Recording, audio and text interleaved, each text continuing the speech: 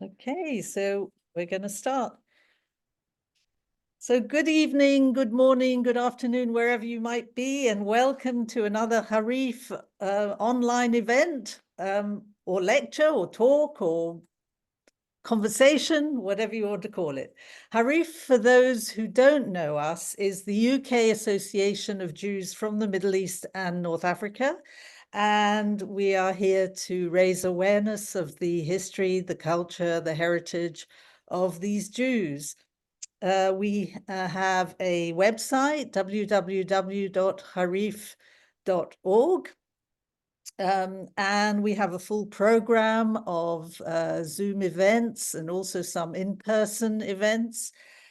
In order to receive login details, you have to be subscribed to our mailing list, and that's pretty easy to do. Just go to our website, and it's all for free. We've got a sister website called Point of No Return, which keeps you up to date with the news. Just click on news on the Harif website.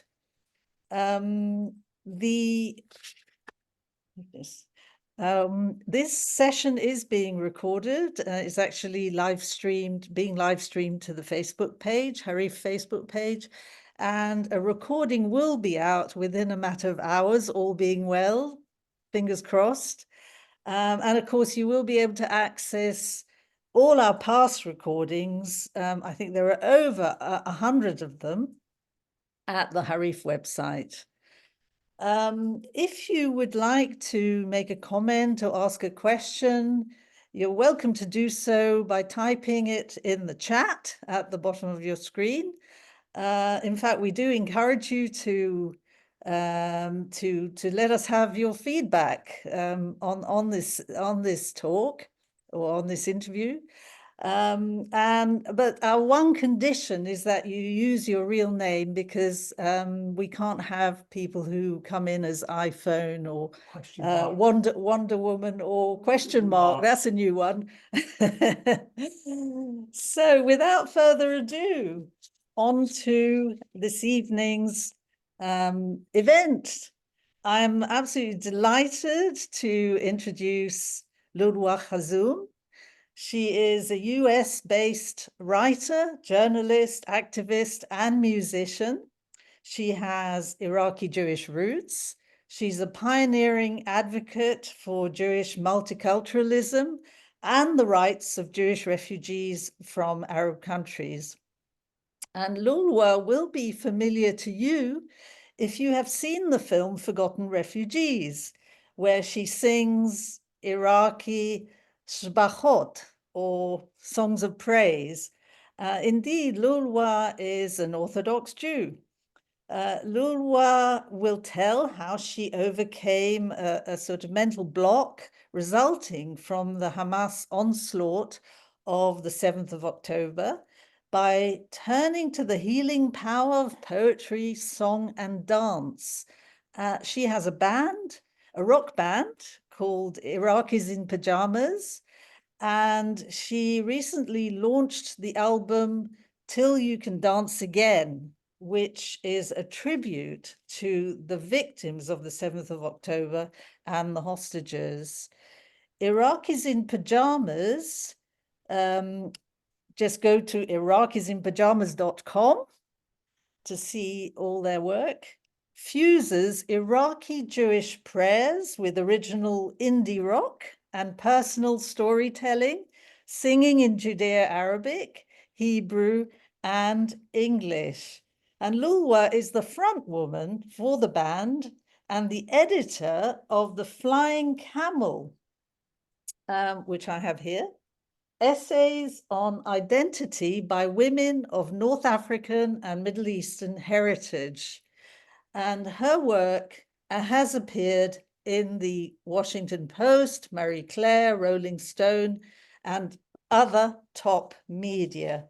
So without further ado, over to you, Loolwa. Can you tell us how you got into this sort of music? Over to you. And thank you for joining. Lynn. Thank you for joining me. Of course, of course. So yeah, I was born a musician. I started singing before I started talking. My mother told me that she nearly had a car crash when I was 3 months old. I was in the bassinet in the back seat, and I started singing one of the shbachot. And she looked in the rearview mirror and she couldn't believe it. She said I was like bouncing back and forth and singing one of the shbachot. And so my whole life, I was very passionate about learning our heritage and transmitting it. And later in my life, it's a whole long story, but I kept struggling with allowing myself to be a musician. And one of the reasons was, for those from the Iraqi community, you will be familiar that being a musician, especially for a woman, was often considered on par with being a prostitute. It was not done. So everybody was musical, but people didn't go and become professional musicians, with rare exceptions. So I struggled my whole life with allowing myself to be a musician. And I also had a, very strong passion for healing the brokenness of our world, and in particular for preserving and passing on the history and heritage of Jews from the Middle East and North Africa and worldwide that was not being taught in the Jewish schools, and therefore the general world didn't know anything about it either. So I had this feeling like I needed to write books and give presentations and do workshops and classes, and I did all of that, and it was very authentic. But there was a part of me that I kept not doing, which was my sole expression of being a musician. And then in 2010, I was diagnosed with cancer. And I met with surgeons. I'm not against Western medicine. The surgeons were fantastic. I really trusted them. But something in me just kept saying no, no, no. And I listened to that voice, and I dove into learning about healing naturally from cancer. And I decided to see it as an opportunity to heal on every level of my life, because I thought, okay, you take the cancer out, and then what? You haven't figured out, why did it end up there in the first place? What caused that? What do I need to change so that it doesn't return? What in my life needs to transform? And that also is a whole story, but the long and short of it is that I had not been playing music for like 10 years. It's like I forgot I was a musician entirely. And that journey of exploring what in me needs to heal, what do I need to change, among other things, led me back to my lost love of music. And I moved to Seattle. I was very drawn to the whole punk, grunge, rock scene. And I started the band, Iraqis in Pajamas. And within a few months, the nodules started shrinking. So I had done all kinds of things, like a whole foods plant-based diet, and lots of meditation and whatever. And the nodules stopped growing for 5 years. They remained stable, but it was only when I went back to my lost love of music, the nodules started shrinking. And I think that's for a combination of reasons. One is that that's my soul. My soul is a musician, and that part of me was coming out again. And I was expressing the, innate nature, like the bedrock of my soul. There's also a ton of research on the healing powers of music, that the vibrations can actually change physical matter. And if you think about it, an opera singer, if she hits a certain note, glass will shatter. So there's actually a physical component to music that is very healing. So I think it's some combination of those variables. And a few years ago, I was asked to give a presentation at Limud, which is a Jewish national conference of sorts. And I was giving a presentation on the healing powers of music and dance, and basically the creative arts. And because it was a Jewish platform, I was thinking about, well, what can I say about it that has a Jewish connection? And all of a sudden, I had this like lightning bolt moment where I realized, oh my God, everything I do for healing myself is so Jewish.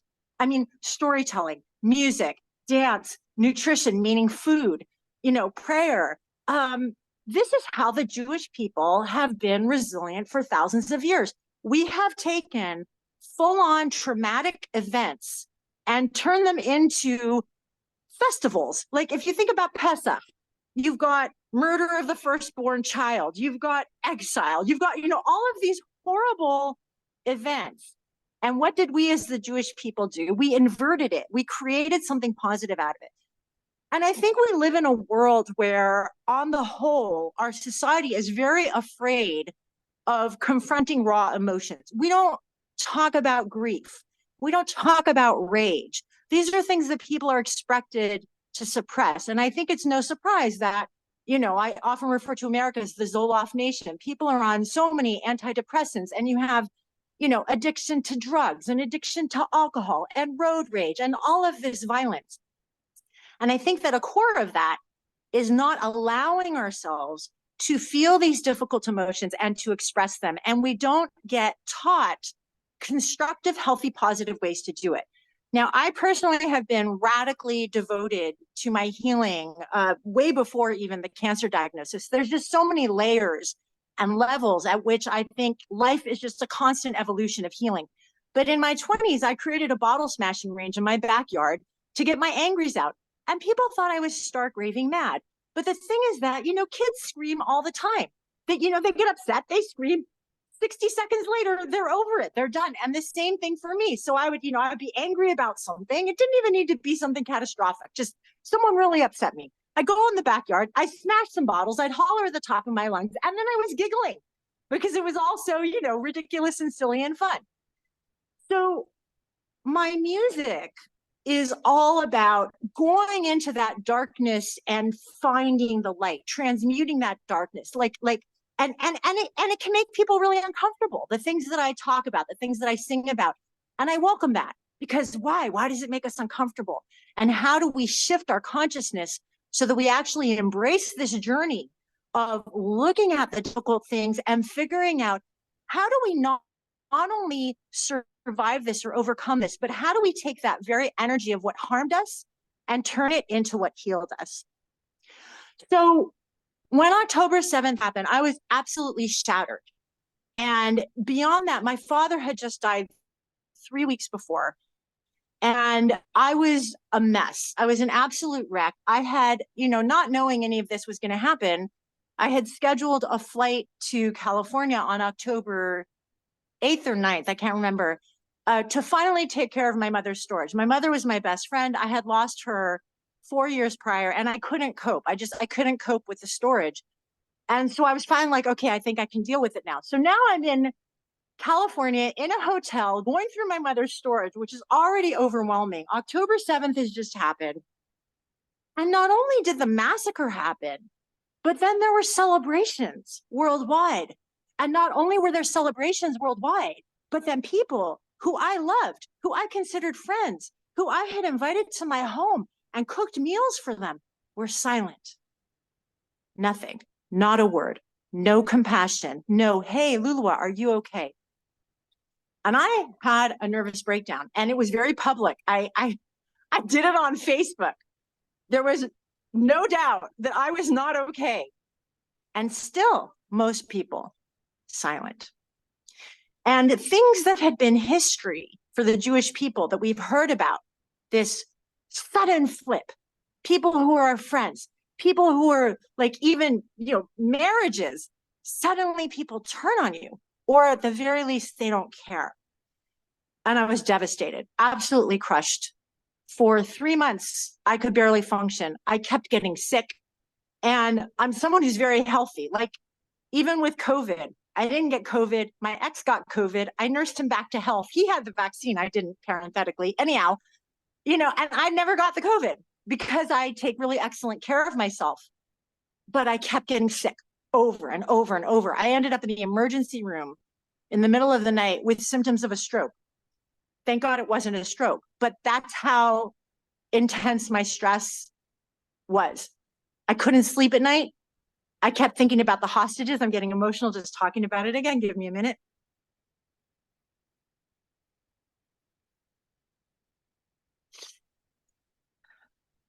Just thinking about what they were going through.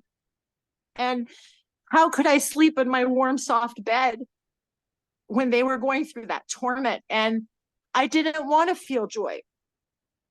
I didn't want to be running around through the beautiful forest near where I live, because I wanted to feel their pain, because they were not alone. And the world may forsake them, but I would not. Anyhow, I went to a concert. Yemen Blues is a band that I'd heard about. I was interested in, because they're Mizrahi. I'd never seen them. I'd heard their music.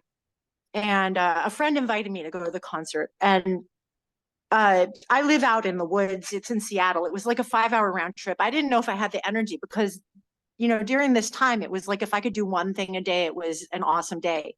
And I didn't know if I could make it, but I rallied. I had a lot of coffee and I went to the concert and I was absolutely blown away. I'd never seen anything like it. It was nothing like the recordings, the live version. And it was like primal howls. Like Ravi Kahlani, the singer, was just like raw. And then there was a dancer. What is her name? I think it's Hen something or other. I can't remember. And she came on and she was just fierce in her movements. And especially as an Israeli woman, just given what had just happened to Israeli women, to see her dancing like that, to see him howling like that, it was like I had been encased in cement and suddenly there was a crack. That music was so powerful, it just cracked me open. And I had stopped dancing. I had stopped writing poetry. I had stopped creating music. I had stopped playing music. It was like I felt as if I was dead. And after that concert, I came home.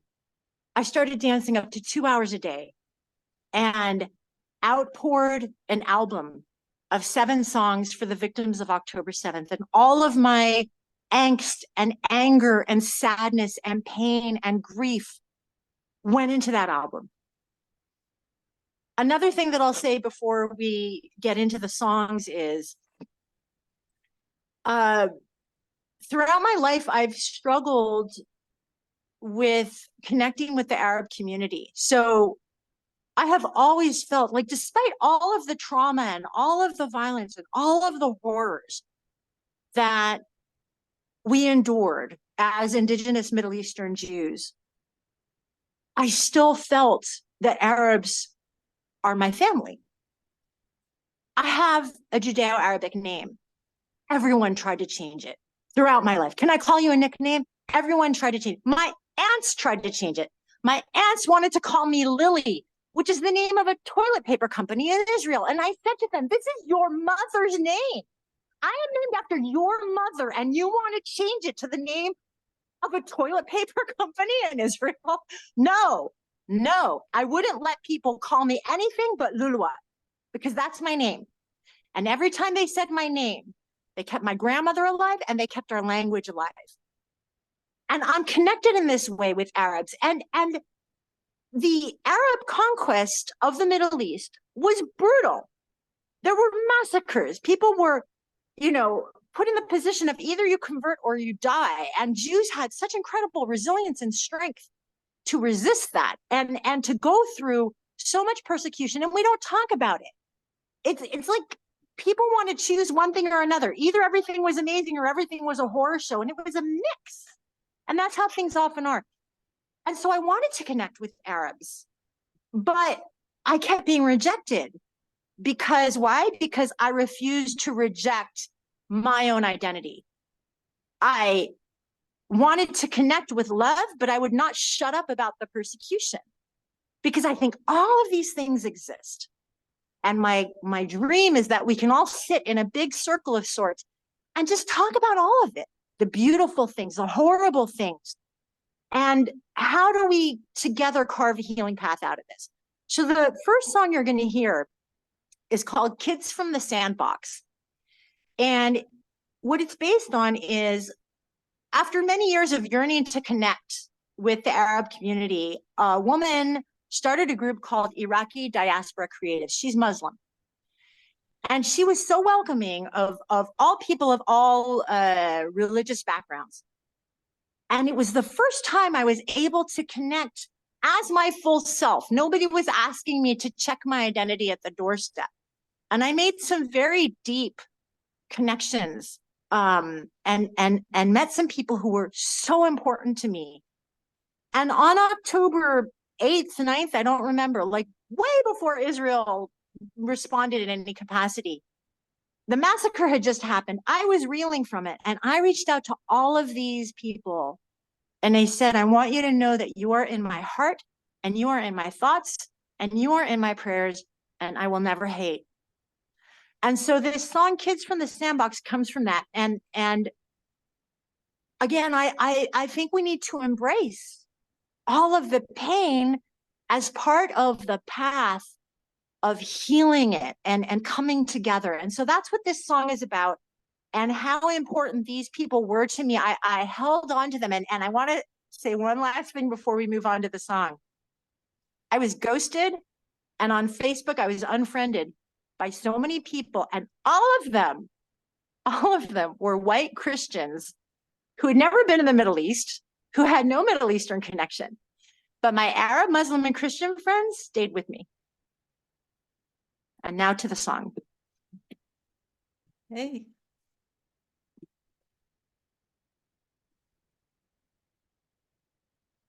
Lynn, did you want to have another go to see if we can get a better sound out of it?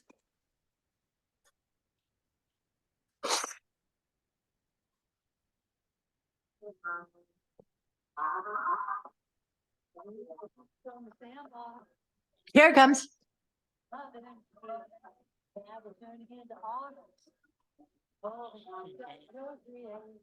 Did you manage to hear everything? No, it's you can only hear the vocals, you can't hear the band, and it's coming in and out. Oh dear, dear, dear. Somebody asked in the chat, are you sharing the sound? Because we're only picking up what's on your mic. There was an Apple upgrade yesterday, and it's caused some problems. Anyway. Here's what I'm thinking. Why don't I sing it a cappella live? And if you put and if you put the link to each of the songs in Bandcamp, people don't need to be members. The link is there. The link is already in the chat. Okay, great. Yeah. So this is called Kids. Okay, so this is called Kids from the Sandbox. And you guys, if you want to hear me sing a cappella, I'm going to do it now. If you want to put me on mute and listen to the full band, you can go to iraqisinpajamas.bandcamp.com. The album is Till You Can Dance Again, and click on Kids from the Sandbox. Okay. Okay. We're the kids from the sandbox, with stories of love and hate that we're turning into art, holding hands as we co-create and transmute this suffering into music, paint, and dancing.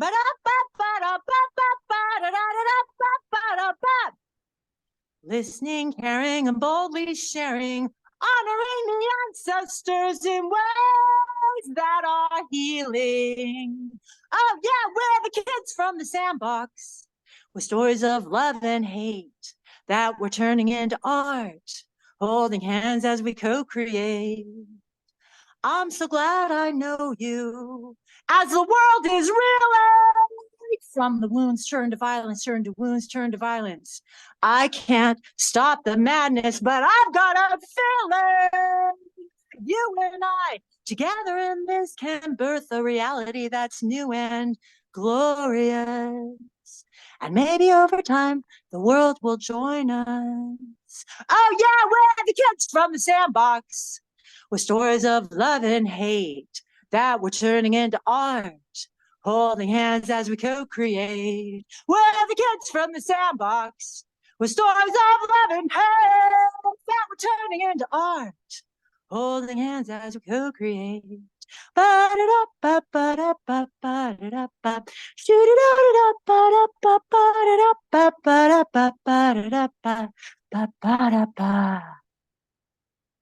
was wonderful.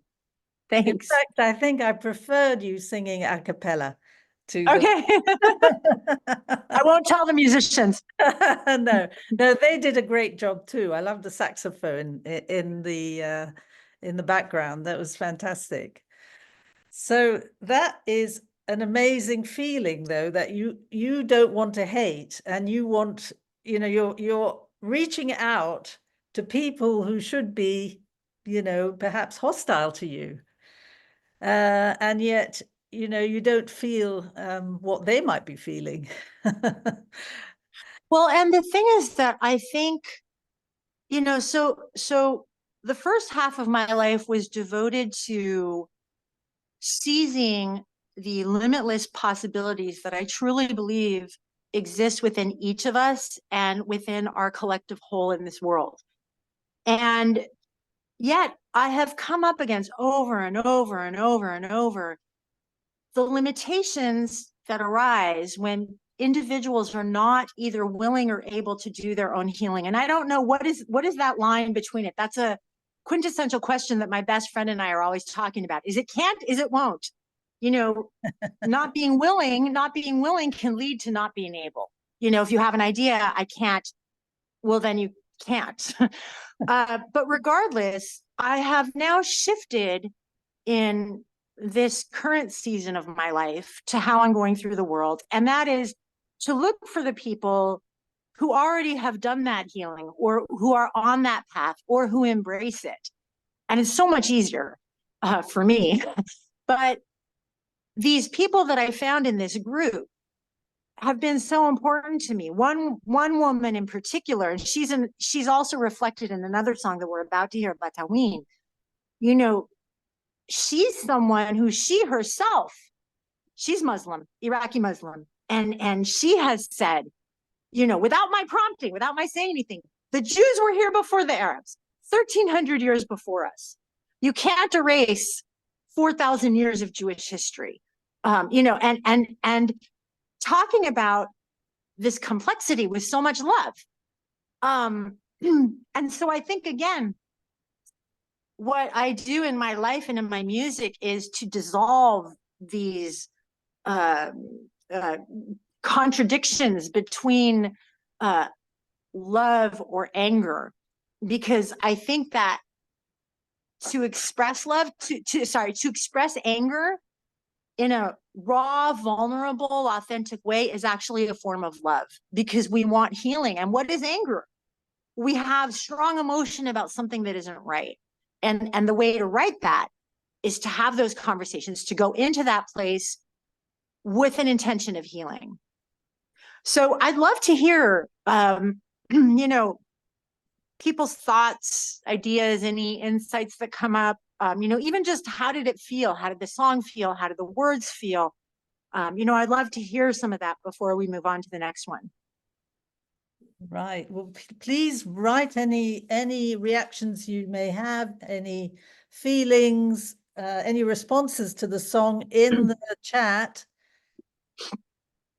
And since I didn't know I'm going to be singing live, I'm just going to go get some tea just to keep my voice ready. You may have to do a bit more. Right now, I don't know what the problem is. It's Apple versus Zoom thing. Yeah. So apologies for the fact the song didn't quite come out right. It's a bit of a challenge on Zoom, but these things you can never predict. Just waiting for Loolwa to come back with her cup of tea.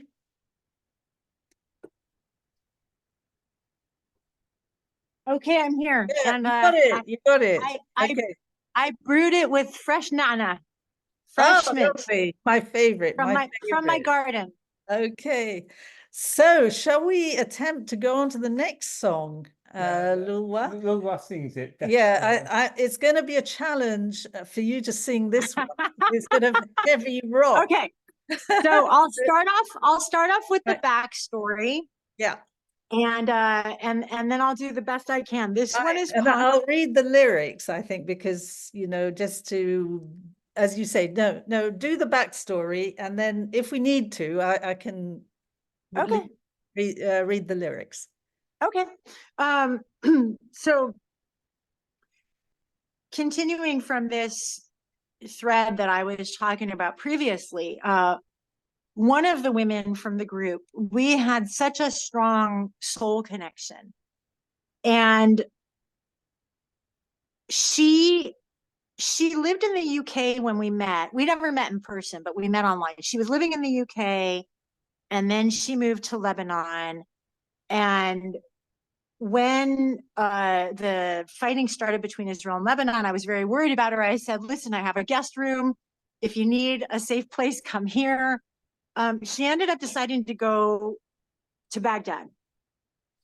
Now, I grew up very seeped in Iraqi Jewish identity. And as I mentioned, I was so like my whole heart was so open and full, and I wanted to learn everything. And something Lynn and I talked about was on Shabbat, my dad and I would sit and study the different shpachot and the Haggadah, the Shatacha, and somebody recently asked me, how did you nail the accent? That when I speak in when I pray in Judeo-Arabic or Hebrew, everybody tells me I sound like their grandparents. And she said, how did you do that? And I said, well, my dad would recite a passage and then I would recite it and he'd go, that's great. And I'd say, no, it wasn't. Say it again. And he'd recite it again. And then I'd say, and he's like, that's fantastic. I'd say, no, do it again. And I'd make him do it over and over and over because I could hear, maybe because I'm a musician, I could tell there was something I wasn't getting because I was born and raised in the United States and I wanted to get it exactly authentic. So I grew up with Iraq, right? But I'd never been there. I'd never been to Baghdad. I'd never been to Iraq, and I would be afraid to go. So my friend and I had a conversation on WhatsApp when she had arrived in Baghdad. And I was all of a sudden so emotional. My body started shaking. I was really surprised by how emotional I felt. And I realized Baghdad was always a thing of like memory or dream. And now I was having a direct interaction. Like, this is Baghdad real time. And I said to her, hey, you know, I have my dad came from a family of 10 kids. There's one last remaining relative, my uncle, who's now in his mid or late 90s. And I said to her, hey, I have one family member left who grew up in Baghdad. If I ask him if he knows the address of where they lived, if he can remember it, would you go and take a picture? And she said, Loolwa, I would be honored. So anyhow, we continued talking, and then we got off the phone, and I called my uncle, and I said to him, Amu Yaqub, what was the address where you lived? Do you remember? And he goes, Batawin. I said, what's Batawin? Batawin was the neighborhood. Okay, great. But what was the address? Batawin. Okay, Batawin was the neighborhood, but what was the address? Batawin. And it just kept going with that. And then I kind of shifted the conversation, and then I tried to come back, and you know, he just kept going, Batawin. So I thought it was hilarious. I called my friend back and I told her, and we were laughing, and she said, yeah, well, the thing is that in Baghdad, we do have streets, but really it's more like there's a magistrate for a neighborhood and everybody just kind of knows everybody's business and where people live. So you don't really use that. And then we just continued talking, and she was telling me what had happened to Batawin. And again, I was very emotional because I had never actually, you know, touched Baghdad or where my family grew up, or I hadn't even, like, you know, I don't know. I mean, I had thought about where they live and stuff, but it was never this direct. And then she starts telling me what had happened to Batawin, that it fell into disrepair, that it's now a hub for prostitution and alcoholism, which to me, I mean, me personally, these are like two of my soapboxes of kind of like the ravages of society and how that harms people. And so that was so distressing to me to hear that it had fallen into that. And then she told me, she continued talking, and she was saying, like, there's this weird paradox that it's also where Indian Sikhs are praying, which was funny. I mean, it's just so absurd. Like, you know, the pairing of that with a hub of prostitution and alcoholism. And while she was talking, you know, of course, there was this kind of interesting intellectual and even humorous part about it, the theater, the absurd about it. But I felt like, you know, while she cared very much, for her, it was more like mental. Whereas for me, I was having these very intense emotions. So when she said, you know, it was like a hub of prostitution and alcoholism, I wanted to vomit. Like my whole body wanted to vomit. And that this is what happened, that my grandparents' home, which I have so many stories of memories of the beauty, and that this is what it's become. I went to sleep that night. It was late at night because of the time difference. So I was talking to everybody at like, 10, 11, midnight, my time. I went to sleep and I woke up and it was a song. It was just all there. And I ran to my journal and I wrote down all of the words. Lynn, over to you. Okay. Or should I just jump into singing it? Shall we give it a go? Let's see if we can play. Let's give it a go. No, Let's give it a go. I've discovered what the problem is. There was a Zoom upgrade, and now you've got to use a Zoom Music app, which came in with the upgrade we did today, which is really annoying. Oh, gosh. Let me just say one more thing before Yeah. we turn it over. Right. I had the idea of calling my uncle back and having him say the whole address. So it turns out it's Bataween 17/1. And I wanted him to say it in Judeo-Arabic, Bataween 17/1. But the same kind of thing happened where when I called him, and thank God I had my recorder on, he kept saying Bataween, and then his wife is in the background yelling at him. No, she wants to know the address. So then he says it in Hebrew, and then she's like, no, she wants to know the address in Arabic. And then he says Bataween. She's like, not Bataween. She wants the address. So I recorded that, and that is flowing in and out of the song as I'm singing. Okay, so over to Lawrence. No, we have to reboot that. Okay. Oh dear. So it's not going to work, is it? I'd rather she. Okay, I think it's over to you. But before Okay.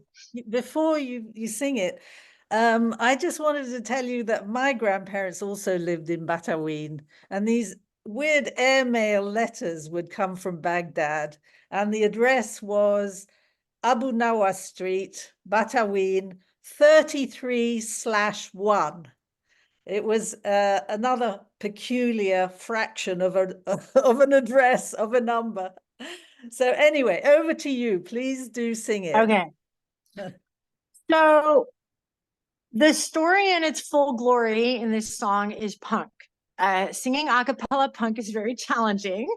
So I think I'll just kind of do some conceptual things so you get a sense of it, and then I'll just dive into more of singing the lyrics. So it starts off, ba, ta, win. Ba, ta, win. Ba, ta, win. And now I'm shouting it, and all the guitars and drums come in. Ba, ta, win. Batawin, Batawin, Batawin. You can't erase 4,000 years of history, even if you try. You just can't do it. Signs of the Jewish identity of the city are everywhere, flirting with you repeatedly if you're just paying attention. Batawin, Batawin, Batawin, Batawin.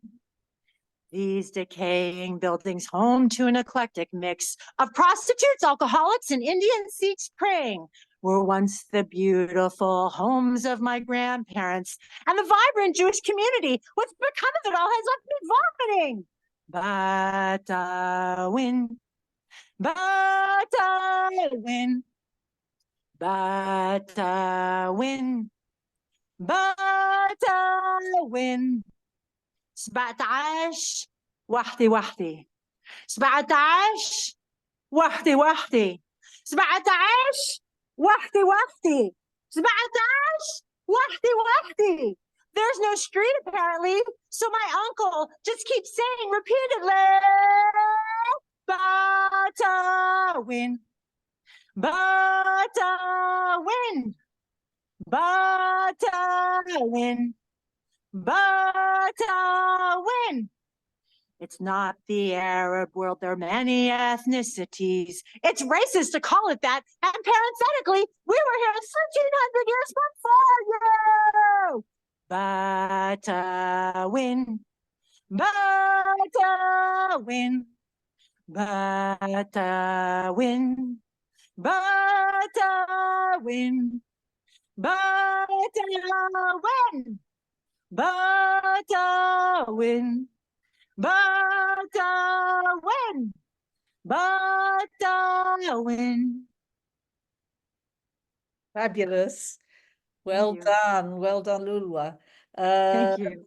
That was terrific. Now you Thank touch you. on quite a few different sort of themes in that song. I mean, one is how ancient the Jewish community was 4,000 years, or so the very opposite of the European settler colonialists of you know, the current trope. And the other thing you talk about is Jewish identity. Sorry, we're sharing I the just want screen. to try and share the music now. I have an idea. Oh dear. I have an idea. I think I've sorted out the problem. Okay, let me Right. see. Okay, let me just test it. I've installed the extra piece in. Share sound.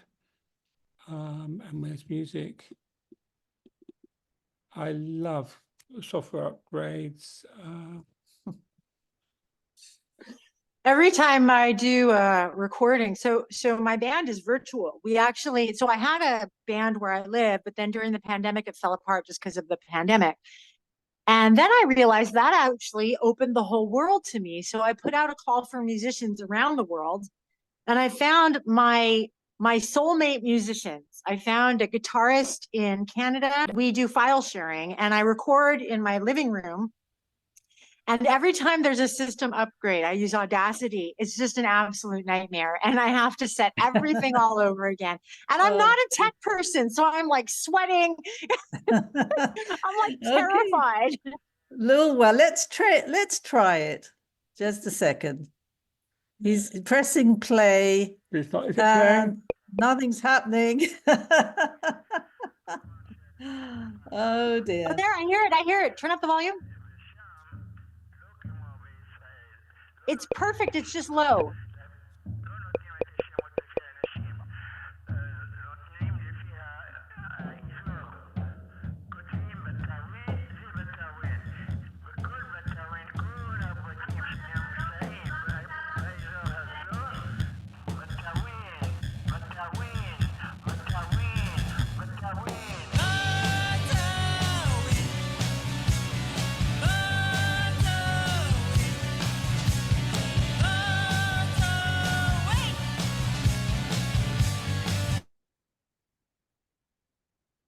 Oops, it went away. Hello? Could you hear Yeah, that? Could you hear that it? was just a test. We could hear work? it. That was Yeah. fantastic. Okay, Right, so we I've can now carry installed on. the app and got it all working. Okay, kudos to our technical expert Lawrence here. So I was just talking to you about this idea of Jewish identity, how much confusion there is about Jewish identity. What is your view of those people who talk about Arab Jews? So look, everybody has the right to identify how they want. I think it's predominantly a political decision to call oneself an Arab Jew. And I think just from the conversations I've had with people who identify that way, they're making a point that we have been polarized into Arab over here and Jew over here, and that what is Middle Eastern has been looked down upon. And, you know, there was a tremendous amount of racism in Israel when the Mizrahim came, and, you know, they came from a trauma and went into a different kind of a trauma. So I understand why people identify as Arab Jews, but it's just not accurate. I mean, the Arabs came from the Arabian Peninsula. They were one ethnicity. The Jews came from Yehuda. I mean, that's how we're known as Jews. We came from the southern kingdom of ancient Israel called Yehuda. We were known as the Yehudim. Yehuda is Judah and Yehudim is Jews. And I like to talk about, so one of the songs that I've incorporated into the band's music is on Neharoth Babel, on the rivers of Babylon, we sat and wept for Zion. And what I like to say, I play in bars and clubs, people aren't Jewish. And what I like to say is, Bob Marley did not write on the rivers of Babylon. My ancestors did. And I start off with the a cappella version of it in the song. And then I go into, it's a story about like exile and grief and things like that. I mean, a song about that. But so I think that when people call themselves Arab Jews, or even, I don't even say Jews from Arab countries, I say indigenous Middle Eastern, North African Jews, because we were there 1,300 years before, which is not to be contentious about it. It's just a historical fact that keeps being erased over and over and over. I refuse to erase it. No, I stand here in the full complexity of who I am, and I understand that makes you uncomfortable. And it's what Al Gore might call an inconvenient truth of the Middle East, but it is the truth. So there were Copts and Kurds and Berbers and Syriacs and Jews, Persians. We were before. And to talk about violence is not to dismiss love. So I grew up in a family with domestic violence. These are people I love more than anybody else in the whole world. And they're the ones who harmed me.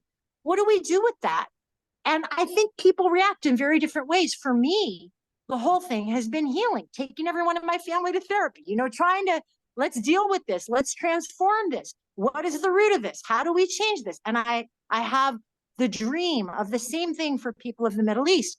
The solution, however, is not for me to swallow who I am or erase who I am or in any way to change who I am, to simplify someone else's paradigms or constructs. I want to also share, I have a song called I Love My Jewfro. It's a very campy song. It's very playful, silly, but it's actually very deep, the message. So something that fascinates me is I've seen so many caricatures of Jews with like the huge nose as part of the racist depictions of Jews in the wake of October 7th. And many of these are coming from Arabs. What is the Jewish nose? That is a Mediterranean nose. That is a Middle Eastern nose. That is a mark of the Middle Eastern identity of the Jewish people. So, quick history lesson. So 2,600 years ago, the Babylonian Empire conquered ancient Israel, and everyone was exiled into the land that is today Iraq. Then 50 years later, the Persian Empire conquered the Babylonian Empire. They've been going at it for a long time. And King Cyrus allowed the Jews to go back and rebuild Israel. Well, most people didn't, because King Cyrus was awesome and Jews had religious freedom. And there they were in a flourishing society, and they'd have to go back and build a land that was in rubble. Well, a minority did go back and rebuild that land. And then, you have the Romans coming in the year 70 and the conquest again, the invasion, the colonization, the conquest. And they took the Jews off to Europe as slaves. The most common Italian Jewish last name is Servi, which means I serve, the name of a slave. That is not the white story. That is not the story of white Europeans. That is the story of an indigenous Middle Eastern people being hauled off to another continent. Where have we heard that before? Oh yeah, African slaves brought to America. It's the same story. And then because of persecution, Jews fled over and over, pogroms here, pogroms there. Long and short of it, they ended up all over Europe. But Jews of Central and Eastern European heritage, even they are rooted in the Middle East. Now, if you think about it, I'm going to use the United States because that's where I live.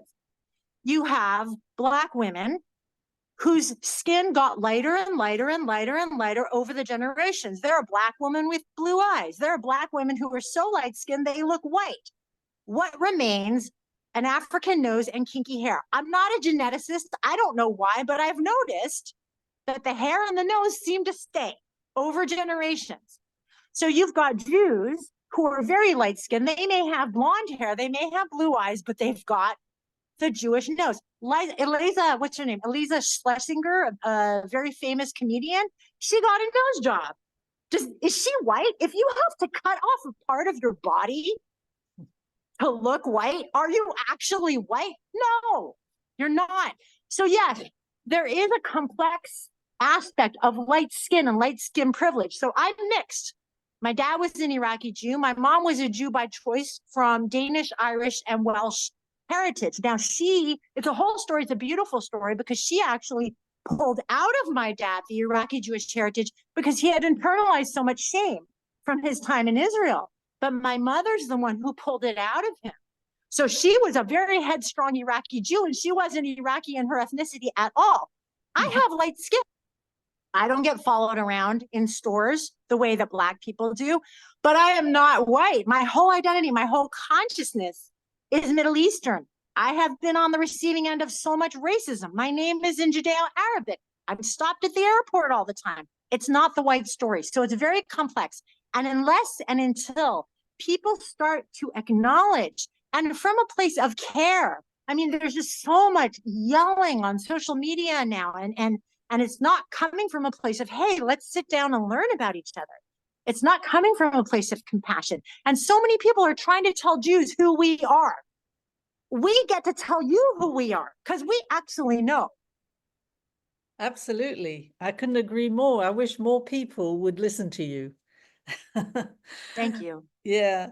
So shall we try and play the last song before? No. He's, I tell you what, Loolwa. I'll This try. one is the easiest of all. Let me try. I will try. Okay. Okay. He's going to The last song is the easiest of all to sing a cappella. So let me just try. Okay. Let me just try and add it. Okay. He's not easily defeated. Okay. And this one is UYCD, yeah? Yeah. Yep. We'll dance for you till you can dance again. We'll dance for you till you can dance again.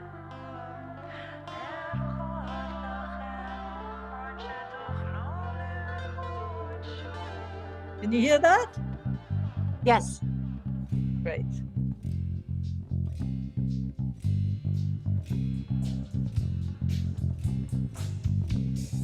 All my joy stopped on October 7th in solidarity with you. I stopped writing poems, singing songs, and dancing too. I woke up in the middle of the night with nightmares. I didn't know what to do. I felt powerless, helpless, constantly in anguish about you.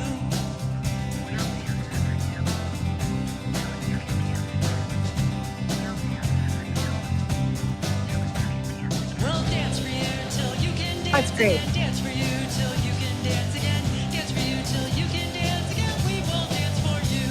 We'll dance for you till you can dance again. Dance for you till you can dance again. Dance for you till you can dance again. We will dance for you.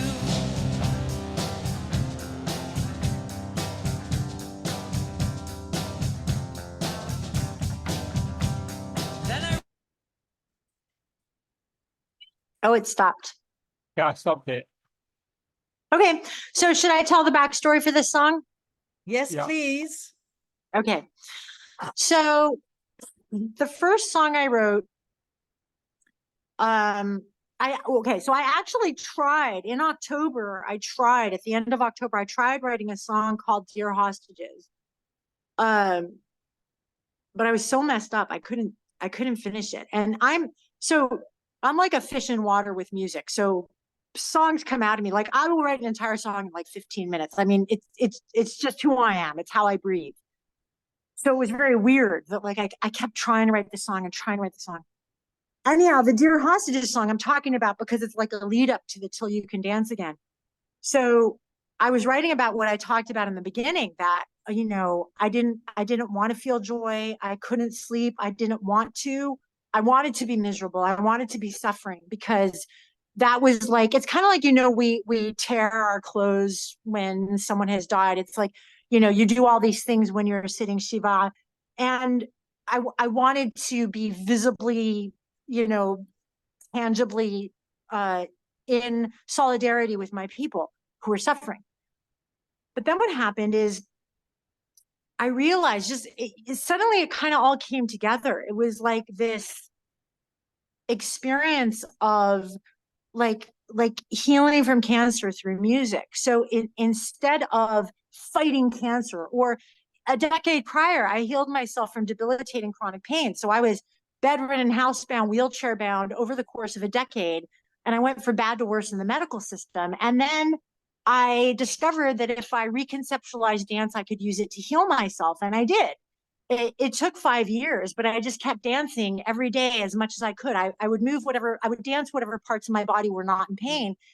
And in 5 years, I had no more pain, and I could bike 30 miles at a shot without pain. So that discovery that I had in my own healing suddenly became a discovery I had in healing from October 7th, that I was not betraying or somehow not in solidarity with the victims of October 7th if I felt joy. I realized I was so broken. And I thought, wait, that is exactly what Hamas wants. They want every Jew everywhere in the world to be shattered. And I will not be. And all of a sudden I realized music is not a luxury. It's a superpower. Dance is how we need to heal ourselves and how we need to uplift the Jewish people, especially because it was at the Nova Festival that this happened. They were dancing. So the expression, "we will dance again." I created a song called "Till You Can Dance Again." And so the idea is, I have this vision that all Jews and our allies all around the world, we dance for the hostages. We dance for the victims of October 7th. We don't stop dancing. We dance harder. We dance more. We dance, every day as much as we can as a prayer. And so this song, should I sing the song so people can hear all the lyrics, or? No, I think they managed to hear it. It's up to you. It's up to you. I think because I think I like to end with it because it's an Yeah. uplifting note. I tell you what, I've got a better What? idea. Okay. Can you sing a sample of Iraqi Zbahot? I can, but I really like to just share, to wrap this up, about this song, and it's really the core of the Just album. a little bit, just a little bit. How about we end on that? I'll make you a deal. Okay, thank you. My mom always loved deals. I'll make you a deal. All right. It's a deal. All my joy stopped on October 7th in solidarity with you. I stopped writing poems, singing songs, and dancing too. I woke up in the middle of the night with nightmares. I didn't know what to do. I felt powerless, helpless, constantly in anguish about you. We'll dance for you till you can dance again. Dance for you till you can dance again. Dance for you till you can dance again. We will dance for you. We'll dance for you till you can dance again. Dance for you till you can dance again. Dance for you till you can dance again. We will dance for you. Then I read a post that just like the tribe always feels the pain of a Jew, the corollary is true. We feel each other's joy too. So we'll dance for you till you can dance again. Dance for you till you can dance again. Dance for you till you can dance again. We will dance for you. We'll dance for you till you can dance again. Dance for you till you can dance again. Dance for you till you can dance again. נרקוד לכם עד שתוכלו לרקוד שוב. We will dance for you. Wonderful. All right. Thank you So so since- much. You're Yeah. welcome. No, it's Let me it's just drink great. some tea. Yes, have some tea. No, that's a lovely note to end on, a note of hope and Jewish optimism. And let's hope that the Nova Festival hostages get out alive. Well, let's hope they all get out Amen. alive. Amen. Amen. Amen. So, yes, let's wrap up. Loolwa, it's been All right. So absolutely we are fantastic. coming. Yeah, we are coming upon the high holidays. Yeah. I actually have an album called Iraqi High Holiday Hits, and it is 10 of my favorite songs from the Slihot and the prayers for Rosh Hashanah and Kippur. And then it's actually a double album, and the second half of the album is improvisational a cappella with crystal singing bowls doing the slihot and the prayers, just like my own improvisational stamp on it. So I will sing Adonai Slihot, which this, I have taught these prayers since the 90s to both Jewish and non-Jewish communities around the world. And this one happens to be everybody's favorite. So I'll end on that note. Adon aselihot bohen lebabot gole amukot dober sadaqot حاطين لفنخ رحم علينا هدور بني فلاعث وثيق بني حمث زوخ برثابت حقر كلايت حاطين لفنخ رحم علينا. Absolutely wonderful. Thank you so much. You're welcome. Thank you, Loolwa. You're welcome. You've got quite a few compliments in the chat as well. I hope everyone's enjoyed your session as much as I have. You are such a talented woman. Thank You you. know, I mean, your writing is amazing. You're full of original thought. I wish more people would listen to you, and what you have to say, and you. not just to your singing, which is wonderful. Much Thank nice you. recording as well to have it live. Live concert tonight. Great. Okay. Harif. So just a quick look at the chat. What have we got here? A lot of thank yous. And there's a great book Brilliant, by Loolwa, interesting. which is, I put the details, it's available from Amazon. Yes. The details are in the chat. The book really deserves a session on its own. This one here. I don't know if you can see it. Probably not. It's called The Flying Camel, and it's just been reissued. A new edition about, what is it about? You tell me. Sure. So this book brings the many different complexities and nuances and beauty of the lives of Indigenous, Middle Eastern, and North African Jewish women. Yeah. Every woman tells a different aspect of our life story. I actually compiled this in 1992, and for a decade I was trying to publish it, and nobody was interested. But then 9/11 happened, and everyone's consciousness shifted, and suddenly 7 top literary agents were fighting over it. So it finally came to light, and in the years since, I have received letters from around the world of primarily Mizrahi women, but also Jews of color, who have said that it's just been like life altering for them, because we don't hear these stories or these voices or these perspectives in the narrative. And actually, it is the linchpin. The stories that are in this book is the linchpin for understanding what is going on today. And people keep grasping at straws and talking about things on such a superficial level, and they don't understand the way that they are projecting Western paradigms. It's ironic, because they think that they're deconstructing European colonialism, but they're actually imposing Western ideology and European colonialism onto the Middle East, and they have no idea the history and the depth, and again, the nuance. And Lynn, something you said once on a Facebook post I love so much, you said, yes, the Arabs were our friends and they were part of our community, but they also slit our throats. And you have to look at that complexity. And I think people have such a hard time, and I don't know why, because life is messy. Life is everything all at once. So this is a book that really helps navigate through. It untangles all the pieces. One of the reviews, the San Francisco Chronicle did a review of the book, and they said it's like a truth commission. It's like you're going through the darkness with a candle and looking at everything and really bringing it all to light. Absolutely. So it's available on Amazon if you want to buy it. And I do highly recommend it. It's a series of essays. You can dip in and dip out. Absolutely wonderful. So I think actually the yeah. Amazon one, I think the Amazon one is only the first edition. I think I can't okay. remember, But the second Right. edition is definitely available on my store.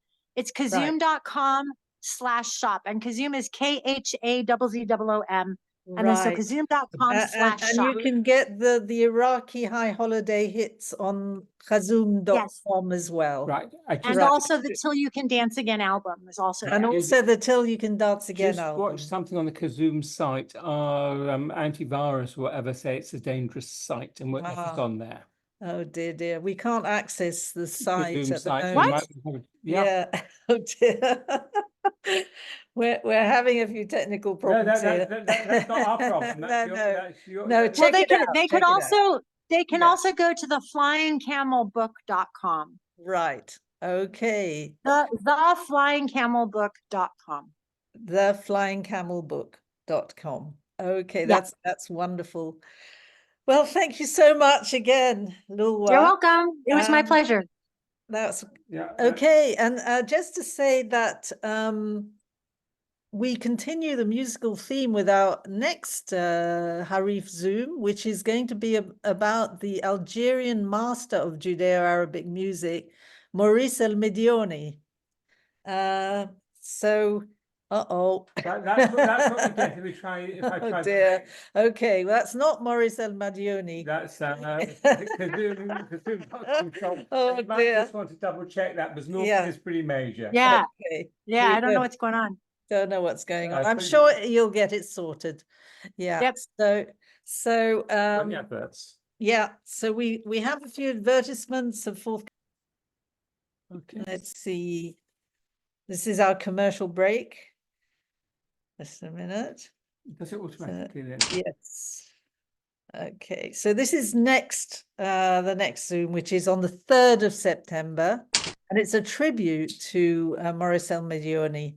And then we have on the 17th of September, the Rosh Hashanah Seder, the secret Iraqi history of Kibbutz Be'eri, timed to coincide, unfortunately, with the 7th of October. And then there's a book about Egyptian, the history of the Egyptian community. And of course, our big commemoration on the 20th of November. Please do book for it. It's on the Jews of Iran this year.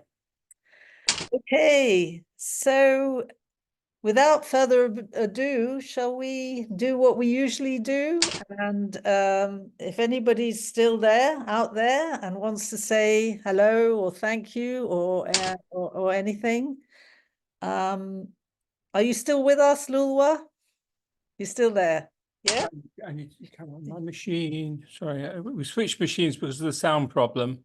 Yeah. And now we've resolved it. So Yeah. Okay. It's just- So I think if anybody wants to say hello, we will unmute. I'll unmute everybody.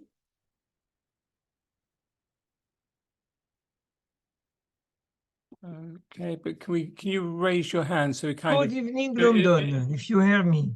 Hi, Ariel. Shalom, shalom. First Shalom. thing, I tell you very, comment on appelle ça, thank you very, very much about what you will do next time for my great brother, as I always call him, Maurice Medioni. Yes, It's yes. something unbelievable. So I hope to see you there, Ariel. I hope to see you there. I meet it when Okay. he make his aliyah in Israel. When he arrived in Israel, definitively for his how you call it, for his aliyah. He was a lot Yeah. of time here in Israel. He have a house in Israel, but he came here, and I tell him, you are not, vous partez pas à la retraite. It's not. You can't la retraite. retire. Not allowed to retire. Yeah. You will begin to teach. And if I Very were good. not in a conservatoire, I was no. Yeah. Only it's me. It's by heart. You would see, they will come to your house and you will teach, and that happened. Fantastic. Yeah. One another Okay. thing I want to say about what beautiful what I hear. It's about The Loolwa. just Yeah. je suis un juif arabe, an Arab juif or something like this, an Arabic Jew, something like this, because you know, we have problem of love in our people. My mother from Switzerland, and my father from Spain, Morocco, but you know, so we lose all the Ostenjuden. The Ostenjuden was second-class people. Yeah. So when they say, how you say it, Gesundheit, Labriut, you know, in It's Avoswe. And how you say Ostenjuden, you know, so Mizrahi. No, we are not Mizrahi, we are Arab Jews, you know, it came from here. You know, because they think Arab Jew, and they don't speak about North African Jew because they are not Ostenjuden, you know, so we don't on the paper, we don't exist. And this is because only for Iraq I hear about this Arab Jewish or something like this. right. But no, It could be just Iraqi Jews, yeah, like Jewish, you like they it. have synagogue, and they Okay. have the Chidekel, and they have the yeshivot, and the Chacham Bashi also, and all the traditions. A that glorious yeah, heritage. absolutely. And when we Yeah, make the Tishbachot, we are making this Anenu Eloi Abraham. When the Ashkenazi is Abraham, you know. It's a problem, and they know it. For this, sometimes they bring a Chazan with an orchestra, and one time they sing to the Chazan came for Selichot in our Ashkenazi synagogue, so we'll finish to cry. Oh, okay. Something like this. Thank you, Because Ariel. a big, Anyone big else want to community. say anything quickly? Yes, Yeah, I do. Michelle. Can Yes. you- Yes. Okay. So Loolwa, I wanted to say I feel like I know you already because I've shown the Forgotten Refugees, I don't know, it must be 40, 50 times. I don't know. It seems Wow. like so many. So I'm always watching you introduce, explaining all of the traditions, and you do an amazing job, you know, on that film, because I'm having to teach, you know, I take it into schools, and it really has an effect. And it's not just Jewish kids who are there, but your authenticity and your passion, which has come out tonight. But I've known that already because Thank you. I've seen you so many times. So I was so excited when Lynn told me that you were going to be talking and singing tonight. And it's been really wonderful. And, you know, and when you were so tearful in the beginning, we all felt like that. You know, we all felt like that. I don't think anybody here slept. I still don't sleep, you know. You expressed it, but I think every single one of us has that pain and thinking about it and feeling guilty when we're celebrating if something, you know, and being intolerant of trivia since then, and all of those things. And the words were beautiful, the songs are beautiful. I'm going to listen to them properly afterwards and get your book. So it's really, really lovely to actually have a two-way conversation and to be able to tell you that. Thank you so much. And what's your name? Michelle Huberman. I'm the Okay. creative director at Harif. Oh, lovely. I loved your background behind Lynn. Yeah, I do Yeah, too. that's me. Yeah, I think very well said, Michelle. I think you speak for all of us. You know, like Yes. you were amazing in The Forgotten Refugees. You said exactly what needed to be said, and in such a concise way. You know, I'm always quoting you. Oh, thank you so much. Thank you. Does Lynn- anyone else want to say anything? Yes, Lynn, can you hear me? It's Sylvia from Geneva. Yeah, yes, Sylvia, go ahead. Just about the identity of the Jews, of the young people since October 7th. My daughter's makes jewelry, and a lot of her daughter's friends, guys and girls, are all ordering Magen Davids and highs. And I thought, how incredible that they all want to wear a Magen David and a high. That And is in London, this is amazing. London. They're in London. They're in London. And Right. I thought how wonderful that they're all ordering. They're all in their 20s, and they're all ordering Magen Davids and highs. It's fantastic. Yeah, but it is amazing in this atmosphere where people are inclined to hide their Jewish identity that they are ordering Magen Davids and Chais, but it certainly feels like October the 7th has reinforced people's Jewish identity, hasn't it? Defiance. It's defiance. And they Yeah. all seem to stick together at the universities. They're all friends of Jewish people mainly, Yeah. which is a way of you know, Solidarity. solidarity, exactly. Yeah. Yeah. There are also many people converting. There are Mm. many people converting now to Judaism, which I think is so beautiful. I actually have a song called The Convert's Quest, because I feel like converts are such a lifeblood of the Jewish people that, you know, amidst all of this terrorizing of Jews, they're saying, I choose to be part of the Jewish people. And I think that is so nourishing to me. You know, every time someone converts, it feels so nourishing to my soul. Aren't they mad? Out of the frying pan into the fire. Thank you for Oh, your talk dear. anyway. It was very interesting. You're Okay. welcome. Bye. Okay, so I thank you very much, Sylvia, and thank you all of you for joining us tonight. Thank you again, Loolwa. Absolutely fantastic. I wish you all the very best in your musical career, in your writing career. You know, let's hear more of you. You know, Amen, in the amen. Thank public you. space, in the public Thank you. space. Yeah, definitely. Okay. And apologies for the technical yeah. thing. They had changed the And we had apologies. to install a music Yeah. app in order to be able to share things. Yeah, So apologies the joys of from Zoom. the joys of dealing with Apple and Zoom for the Okay. system upgrade. Oh, And thanks to both of you for organizing this and for inviting me and for facilitating. I really appreciate it. Thank you. Thank you. It was a real pleasure.